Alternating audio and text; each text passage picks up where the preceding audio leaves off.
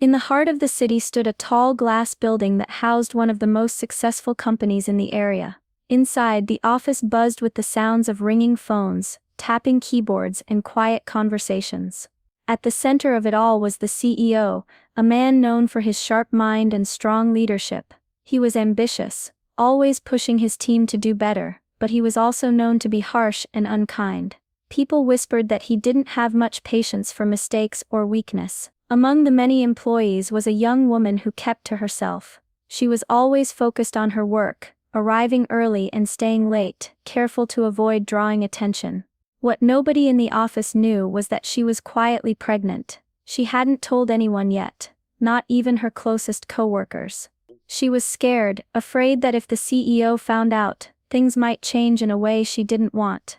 Despite the busy and sometimes tense atmosphere, she held hope that she could keep her secret safe and continue doing her job well. But the air in the office felt heavy, like something was about to happen. Everyone felt the tension, even if they didn't know where it came from. It was a calm day, but underneath there was an uneasy feeling, as if a storm was quietly building, waiting to break. The day began like any other, with the hum of computers and the soft chatter of coworkers settling into their tasks. But just after lunch, the CEO called for an urgent team meeting. Everyone gathered in the large conference room, curiosity mixed with unease. The CEO stood at the front, his face cold and serious. No one could guess what was about to happen. Without warning, his eyes locked on the young woman who had been quietly working alongside them for months. "You," he said sharply, pointing directly at her. "You're fired, effective immediately." A stunned silence filled the room. The woman's heart pounded as shock and disbelief washed over her. She opened her mouth, wanting to say something, but no words came out. Tears welled in her eyes, but she blinked them back, refusing to let herself break down in front of everyone. The CEO's voice cut through the silence again, colder than before. "Your pregnancy is a problem. It shows a lack of commitment to this company. We can't afford employees who aren't fully focused." His words felt like a blow, unfair and cruel. Everyone in the room shifted uncomfortably. Some glanced at one another, unsure whether to speak up or stay silent. The air grew thick with tension. The woman's hands trembled as she gathered her things. Her dreams, hopes, and all the hard work she had put into her job seemed to crumble in that moment. Yet no one in the room moved to stop the CEO or defend her. It was as if they were all frozen, trapped between fear and disbelief. Minutes passed, heavy and quiet. The CEO simply nodded, signaling the meeting to end. The woman walked out, her steps slow and heavy, leaving behind a room full of people who couldn't look her in the eye. The question hung in the air: would anyone find the courage to stand up for her, or would the silence continue, letting injustice win? After the meeting ended, and the woman quietly left the room, whispers began to ripple through the office like wildfire. No one could believe what had just happened. Then something even more shocking came to light. One of the coworkers, a longtime employee who had overheard a private conversation between the CEO and a close friend, shared a secret that no one had known before. The woman who was just fired was the CEO's half-sister. The news spread quickly, shocking everyone. No one had ever heard the CEO mention a family member working in the office, let alone one so close to him.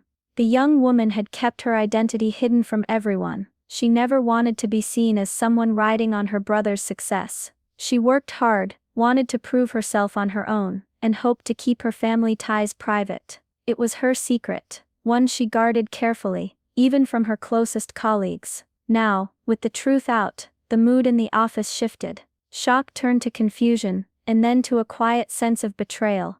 How could the CEO, known for being tough, fire his own sister? What had she done to deserve such harsh treatment? Questions buzzed in the air. Was the CEO hiding something? Was there more to this family story than anyone knew? Some employees felt sympathy for the woman, admiring her courage to keep working despite everything. Others wondered about the CEO's reasons. Was it business or something deeper, something personal? The tension in the office grew heavier. The employees watched the CEO with new eyes, realizing that the man they thought they knew might have secrets and pains of his own. And as the day went on, the question lingered in everyone's minds: why would a brother fire his own sister, especially when she was about to become a mother? No one had an answer yet, but one thing was clear: this story was far from over. As the truth about the fired woman's identity spread through the office, the atmosphere changed completely. What had been a quiet, tense space now filled with low whispers and heated conversations. Some coworkers were angry, furious that the CEO could treat his own sister with such cruelty. Others were scared, wondering if they might be next. In the days that followed, the office was filled with a mix of emotions. People gathered in small groups, sharing their feelings and stories. One employee spoke quietly about how the CEO had unfairly blamed her for a missed deadline, even though she had stayed late to fix the problem. Another admitted to feeling afraid to ask for time off, worried the CEO would see it as a sign of weakness. Slowly, a pattern began to emerge. Many employees had faced similar harsh treatment. One by one, they started making a choice. They could no longer stay silent or accept this toxic environment. The first employee handed in her resignation, tears in her eyes as she said goodbye to coworkers she had grown close to. Then another followed. Then another. Each resignation was a quiet act of protest, a message that they would not support cruelty or injustice, no matter who was behind it. The young woman who had been fired became a symbol of courage for many.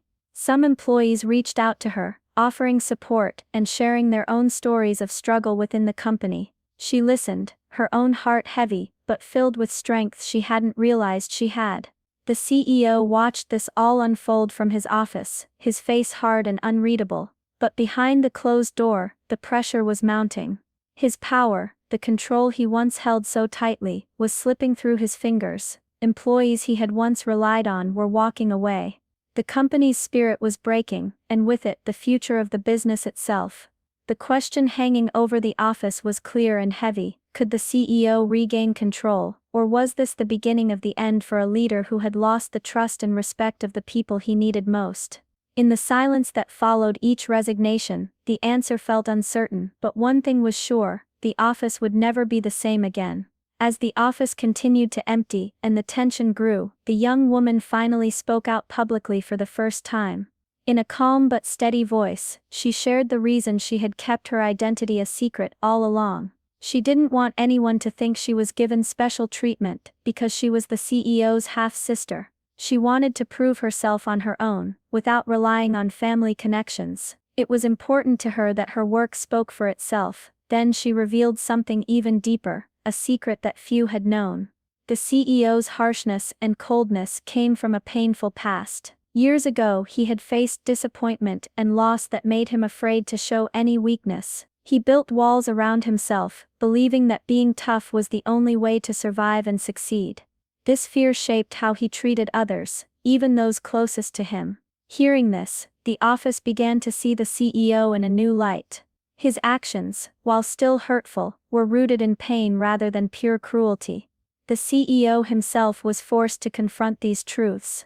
As he watched employees leave and the woman speak openly, a mix of regret and vulnerability appeared on his face. For the first time, he seemed to understand how his fear had hurt those around him, especially his own sister. He sat alone in his office, the weight of everything pressing down on him. Could he change? Could he let go of his fear and be the leader the company and his family needed? The question hung in the air, heavy with hope and doubt. The future was uncertain, but the possibility of change was now real. Would the CEO find the strength to face his past and become better, or would he let his fear keep him locked in the same painful cycle? Everyone was waiting to see what would come next. After days of silence and reflection, the CEO finally took a step no one expected. He reached out to his half-sister, asking to meet and talk. In that quiet conversation, he apologized sincerely, not just for firing her, but for the way he had treated everyone in the company. His words were honest, filled with regret and a promise to change. He didn't want to lose the people who had made the company what it was. More importantly, he wanted to build a workplace where respect and fairness came first. It was a new beginning, one that would not be easy, but one he was ready to fight for. The young woman accepted his apology, but she didn't return as just an employee. She came back as a leader, someone who would help guide the company toward a better future. Together they worked to create a culture where everyone felt valued and safe to be themselves. Slowly the remaining employees began to trust again. The office, once filled with fear and silence, started to buzz with energy and hope. People shared ideas, supported one another, and stood up for what was right. This story reminds us that even when things seem darkest, change is possible. Standing up for fairness, kindness, and unity can bring light to the hardest places. It shows the power of courage, not just from one person, but from a whole group coming together to make a difference. In the end, it was not just a story about a firing or a family secret, it was about hope, forgiveness, and the strength we find when we stand united.